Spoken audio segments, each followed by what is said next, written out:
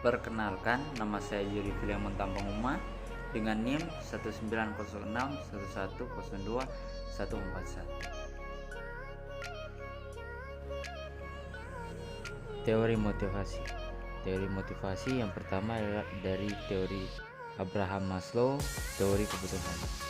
Teori motivasi yang dikembangkan oleh Abraham Maslow pada intinya berkisar pada pendapat bahwa manusia mempunyai 5 tingkat atau hierarki kebutuhan, yaitu yang pertama kebutuhan fisiologi seperti rasa lapar, haus, dan seks. Yang kedua, kebutuhan rasa aman, safety need. Tidak dalam arti fisik semata, akan tetapi juga mental, psikologikal, dan intelektual. Yang ketiga, kebutuhan akan kasih sayang, love needs. Yang keempat, kebutuhan akan harga diri yang pada umumnya tercermin dalam berbagai simbol status. Dan yang kelima yaitu aktualisasi diri, dalam arti tersedianya kesempatan bagi seseorang untuk mengembangkan potensi yang terdapat dalam dirinya hingga berubah menjadi kemampuan nyata.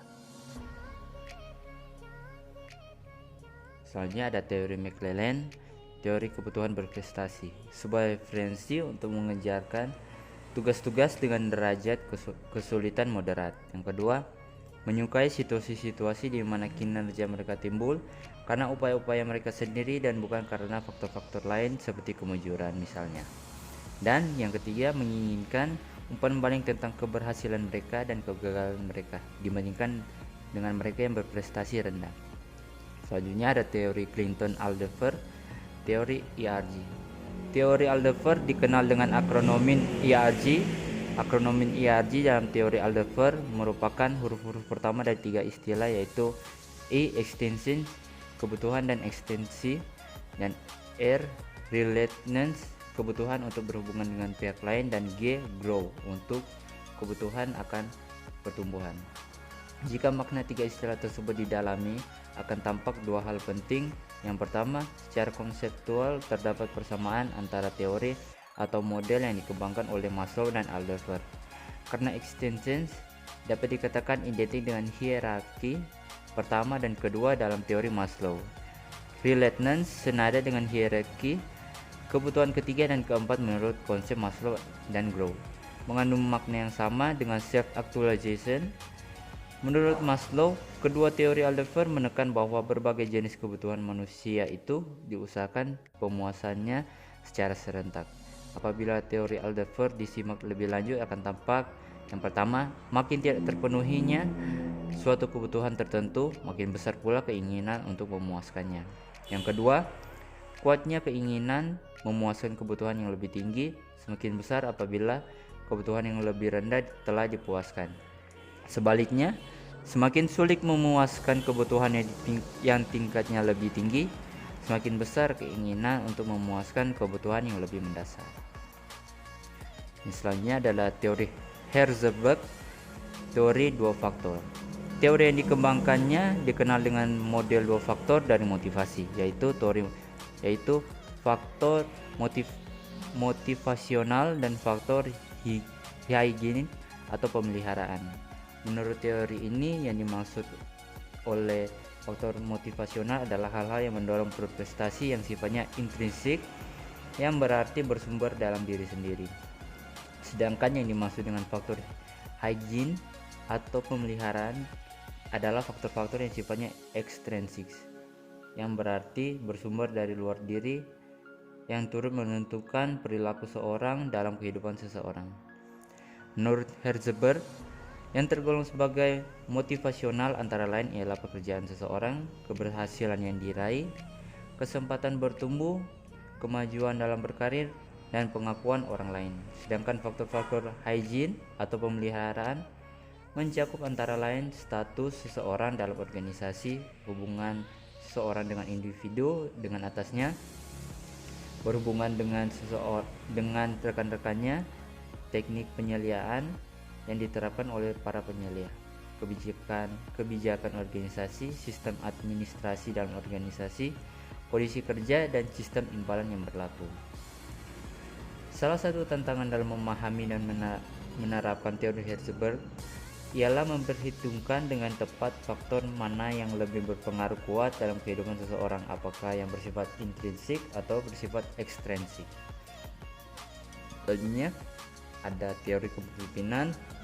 Yang pertama, teori sifat. Teori sifat disebut juga teori genetik karena menganggap bahwa kepemimpinan itu dilahirkan bukan dibentuk. Teori ini menjelaskan bahwa eksistensi seorang pemimpin dapat dilihat dan dinilai berdasarkan sifat-sifat sejak lahir sebagai sesuatu yang diwariskan. Teori ini mengatakan bahwa kepemimpinan diidentifikasikan berdasarkan atas sifat atau ciri yang dimiliki oleh para pemimpin. Pendekatan ini mengemukakan bahwa ada karakteristik tertentu seperti fisik, sosialisasi, dan inteligensi, kecenderungan yang esensial bagi kepemimpinan yang efektif, yang merupakan kualitas bawaan seseorang. Berdasarkan teori kepemimpinan ini, asumsi besar yang dimunculkan adalah kepemimpinan memerlukan serangkaian sifat, ciri, atau perangkai tertentu yang menjamin keberhasilan setiap situasi. Keberhasilan seorang pemimpin itu diletakkan pada kepribadian pemimpin itu sendiri. Kedua adalah teori perilaku. Teori ini berusaha menjelaskan apa yang dilakukan oleh seseorang pemimpin efektif, bagaimana mereka mendelegasikan tugas, berkomunikasi, dan memotivasi bawaan. Menurut teori ini, seseorang bisa belajar dan mengembangkan diri menjadi seorang pemimpin yang efektif, tidak tergantung pada sifat-sifat yang sudah melekat padanya. Jadi seorang pemimpin bukan dilahirkan untuk menjadi pemimpin, namun untuk menjadi seorang pemimpin dapat dipelajari dari apa yang dilakukan oleh pemimpin yang efektif ataupun dari pengalaman. Teori ini mengutarakan bahwa pemimpin harus dipandang sebagai hubungan antara orang-orang, bukan sifat-sifat atau ciri-ciri seorang individu. Oleh karena itu, keberhasilan seorang pemimpin sangat ditentukan oleh kemampuan pemimpin dalam hubungannya dan interaksi dengan segenap anggotanya. Selanjutnya ada teori lingkungan. Teori ini beranggapan bahwa munculnya pemimpin-pemimpin itu merupakan hasil dari waktu, tempat, dan keadaan. Teori ini secara garis besar menjelaskan bahwa keberhasilan seseorang pemimpin dalam menjalankan tugasnya sangat tergantung terhadap situasi dan gaya pemimpin yang dipakainya. Untuk situasi yang berbeda, maka dipakai gaya yang berbeda pula. Berdasarkan teori lingkungan, seorang dapat harus mampu mengubah model gaya pemimpinnya sesuai dengan tuntutan dari situasi dan zaman. Oleh karena itu, situasi dan kondisi yang berubah menghendaki gaya dan model kepemimpinan yang berubah. Sebab jika pemimpin tidak melakukan perubahan yang sesuai dengan kebutuhan zaman, kepemimpinannya tidak akan berhasil secara maksimal. Tingkah laku dalam gaya kepemimpinan ini dapat dipelajari dari proses belajar dan pengalaman pemimpin tersebut, sehingga seorang pemimpin untuk menghadapi situasi yang berbeda akan memakai gaya kepemimpinan yang sesuai dengan situasi yang dijalani. Lalu ada teori implisit. Teori kepemimpinan implisit merupakan keyakinan dan asumsi tentang karakteristik dari pemimpin yang efektif. Teori implisit biasanya melibatkan stereotype dan prototype tentang ciri, keterampilan, atau perilaku yang relevan. Tujuan utamanya untuk bisa membedakan para pemimpin di antara berbagai jenis pemimpin, misalnya manajer, politikus, perwira militer. Teori ini dikembangkan dan dimurnikan seiring waktu sebagai hasil dari pengalaman aktual dengan para pemimpin, keterpaparan terhadap literatur tentang pemimpin yang efektif, dan pengaruh sosial budaya lainnya. Selanjutnya ada teori The Great Man. Menurut teori ini, seorang pemimpin besar terlahir sebagai pemimpin yang memiliki berbagai ciri-ciri individu yang sangat berbeda dengan kebanyakan manusia lainnya. Ciri-ciri individu tersebut mencakup karisma, inteligensi, kebijaksanaan, dan menggunakan kekuasaan yang dimilikinya untuk membuat berbagai keputusan yang memberi dampak besar bagi sejarah Indonesia. Karisma sendiri menunjukkan kepribadian yang dicirikan oleh pesona pribadi, daya tarik yang disertai dengan kemampuan komunikasi interpersonal dan persuasi yang luar biasa. Menurut Carlyle, pemimpin besar akan lahir saat dibutuhkan oleh situasi sehingga para pemimpin ini tidak bisa dibuat. Lalu ada teori transformasi. Teori ini didasari oleh hasil penelitian mengenai adanya perilaku kepemimpinan di mana para pemimpin yang kemudian dikategorikan sebagai pemimpin transformasi. Transformasi leader yang memberikan inspirasi kepada sumber daya manusia lainnya dalam organisasi untuk mencapai sesuatu melebihi apa yang direncanakan oleh organisasi. Pemimpin transformasi juga merupakan pemimpin yang visioner yang mengajak sumber daya manusia organisasi bergerak menuju visi yang dimiliki oleh pemimpin. Para pemimpin transformasi lebih mengandalkan karisma dan kewibawaan dalam menjalankan kepemimpinannya. Dan selanjutnya yaitu teori neokarismatik. Teori kepemimpinan yang menekankan simbolisme, daya tarik emosional, dan komitmen pengikut yang luar biasa.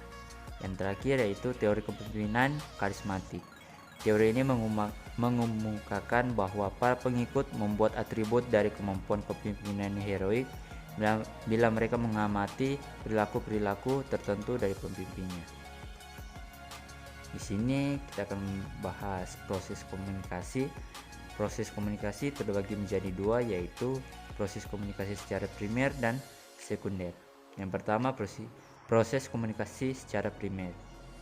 Proses komunikasi secara primer adalah proses penyampaian pikiran dan atau perasaan seseorang kepada orang lain dengan menggunakan simbol sebagai media.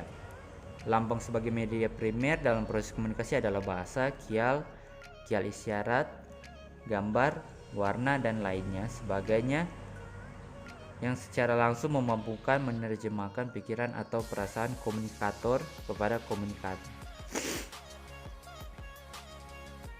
Yang kedua, proses komunikasi secara sekunder.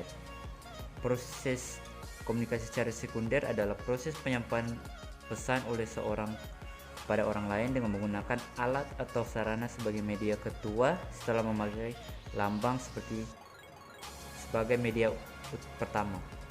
Seorang komunikator menggunakan media kedua dan melancarkan komunikasinya karena komunikan sebagai sasarannya berada di tempat yang relatif jauh atau jumlahnya banyak, seperti surat, telepon, telex, surat, kabar, majalah, radio, televisi, film, dan banyak lagi adalah media kedua yang sering digunakan dalam komunikasi. Selanjutnya ada unsur-unsur dalam proses komunikasi. Yang pertama, sender. Sender adalah si penyampai atau komunikator.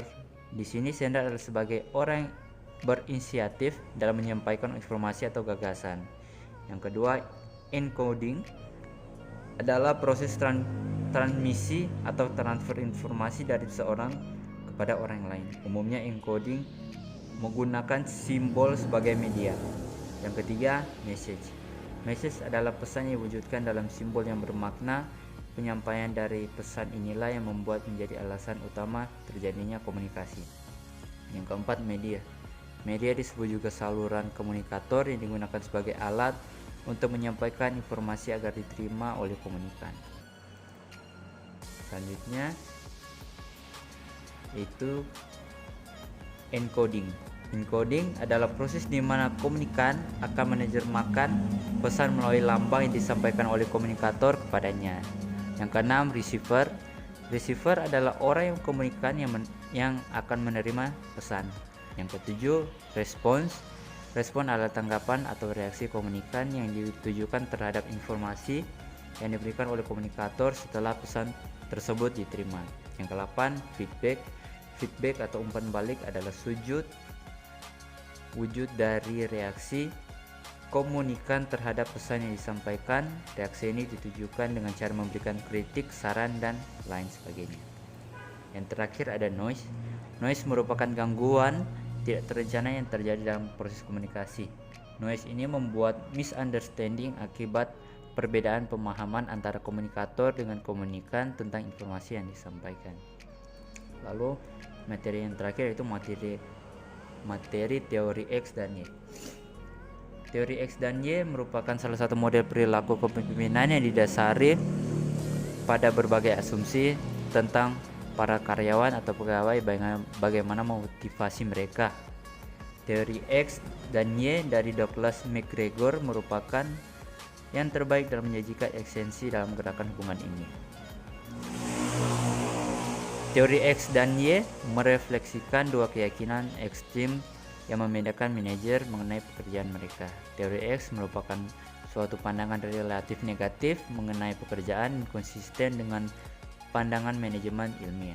Asumsi yang dikembangkan dalam teori ini pada dasarnya cenderung negatif, dan gaya kepimpinannya yang diterapkan dalam satu organisasi adalah gaya kepemimpinan petunjuk, yaitu directive leadership style. Gaya kepemimpinan petunjuk sangat tepat digunakan pada karyawan yang cenderung pasif seperti malas bekerja, tidak kreatif, dan tidak inovatif. Dalam teori ini, komunikasi yang terjadi antara manajer dan para karyawan cenderung satu arah, yaitu komunikasi dari manajer ke karyawan, hingga karyawan lebih sering menuruti kata manajer tanpa punya inisiatif. Sedangkan teori Y merupakan kebalikan dari teori X, yaitu suatu pandangan positif mengenai pekerjaan dan mencerminkan asumsi yang dibuat oleh pendukung hubungan manusia. Teori ini pada dasarnya cenderung positif, dan gaya kepemimpinan yang digunakan adalah gaya kepemimpinan partisipan, di mana karyawan pada dasarnya memiliki semangat kerja yang tinggi, rajin, dan memiliki komitmen yang tinggi dalam mencapai suatu organisasi. Sehingga gaya kepemimpinannya partisipan cocok pada asumsi ini, karena komunikasi ini dikembangkan adalah komunikasi dua arah antara manajer dan karyawan. Terima kasih.